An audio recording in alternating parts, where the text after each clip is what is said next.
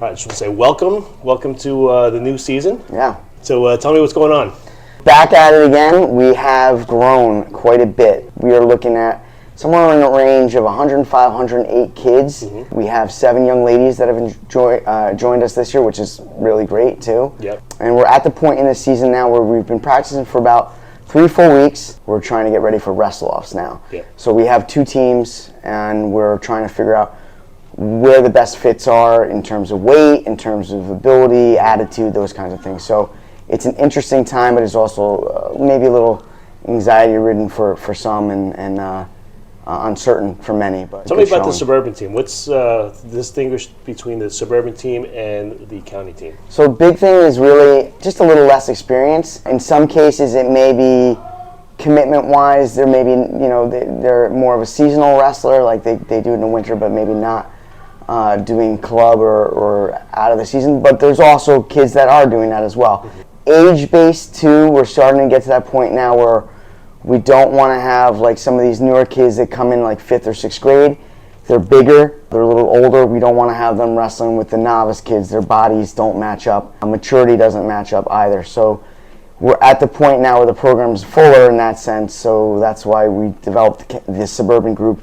It used to be called intermediate, but now that we wrestle them in the suburban league, we just call it suburban. Okay. Yeah. Yeah, I noticed a big difference from last year. There's a lot of new kids that came out from novice, and there's some new kids, period, in the suburban group. So I think for me that's kind of going to be a challenge to get those new kids, one, getting to know their names, and 2, getting them to get familiar with wrestling in general. We do have high volume in both those rooms. I think the novice room is somewhere around 40 kids.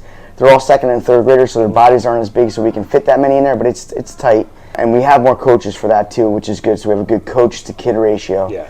The suburban is maybe in the 30 range, so a different feel there. But we have some too that want to float in both. They're like, some are going to our county practices they started out in suburban, and they'll probably do a little bit of that throughout the season, which is good. County is a smaller group. It's a more intimate group in that sense. We have probably 20 to 21 that I would say like a regular, and there's only 17 weight classes, so that's a different feel too, but they're all week long, so we don't always have all 20 or 21 in the room at one time. Friday is the one we're encouraging them if they're able to be there Friday and it works. That's our best bet of having a full practice with that group, but it's going well, and we've had a lot of coaches step up. We've lost a few, just the normal flow of how this goes, so I'm very thankful that we have so many that are deeply invested and really love wrestling and want to help our kids, which is good.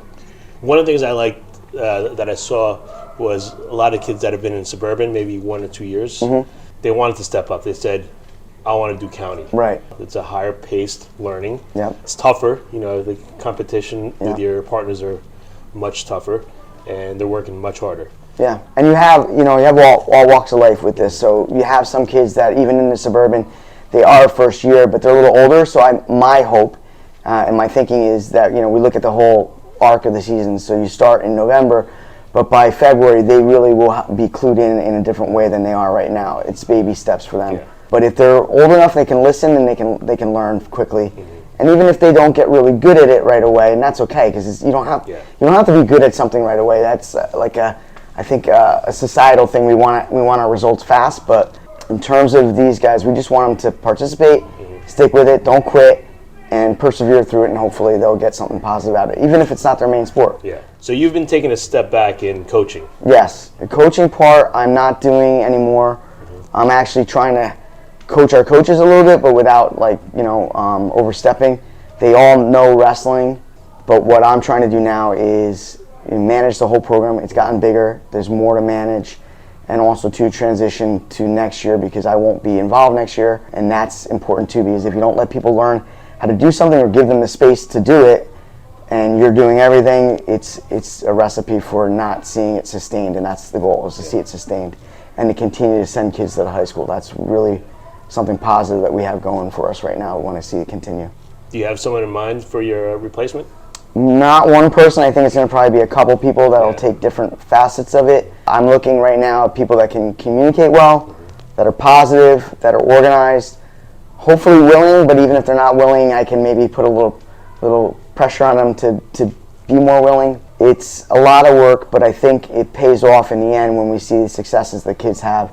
And that's not based on winning and losing, just more or less that they, the numbers have grown over the years. We continue to have our summer clinic, and that's always well attended, and we tend to get kids that come to the summer clinic that wind up joining wrestling during the season. So all those things are positive to the whole circle, foundation of this whole thing that we want to see it continue. So yeah, one of the things that I want to remind parents is that this is a volunteer position. Right. We're here because we're passionate about making these kids develop.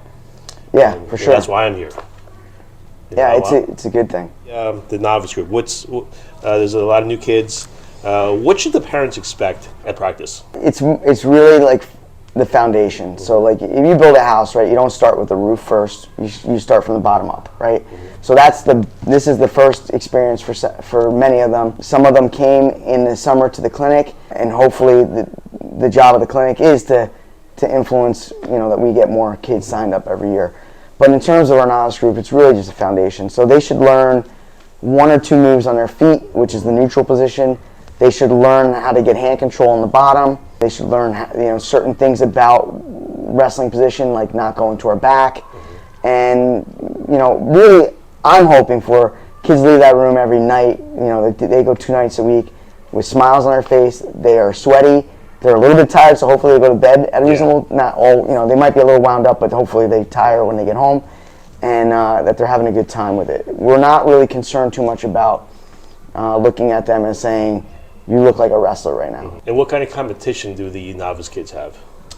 So for that, they have Saturday matches. Okay. And that's really the bulk of what they'll do. We don't want to have them do too many tournaments, because tournaments are very long, and there's a lot of downtime at tournaments. And for younger guys, they get bored. It's not a good fit for the parents either. So we try to do these Saturday things. So all through January, they'll have Saturday matches. And then they'll have 2 weeks of it in February. There's a novice tournament. We have a tournament of our own, but we try to kind of reduce the amount of tournament that they do. And then the Saturday things are great because they usually can get, depending on their size, you can get 1 or 2 matches, sometimes even more, depending on how that goes. And it's in a short burst, like 2, 3, 4 hours tops. Mm-hmm. We're not talking about an 8-hour day. So the commitment level is introductory, and we don't want to push it beyond that for those guys. And that's just here at the rec center? No, so a lot of those we'll travel for. If we're going to host at least one of our own, and that'll be at the high school because there's better parking there and more space. When you consider, for us, ourselves running our program, we're fine here. We are very lucky here. But when you invite 2 or 3 teams, you got that much more families and that much more kids, so we do them at the high school. So we have permission to do that at the high school. We're actually going to have a day of wrestling at Nutley High School on January 20th, and that will be after the high school matches in the morning. The mats will stay out, and then we'll have a couple teams come to us and wrestle our group. And then the week before that, we'll have our tournament on January 14th. It's a Sunday. Then the next day, we're off from school, which is good. So you still kind of have your weekend, even though Sunday will be spent in the gym at the Nutley Raider Youth Tournament.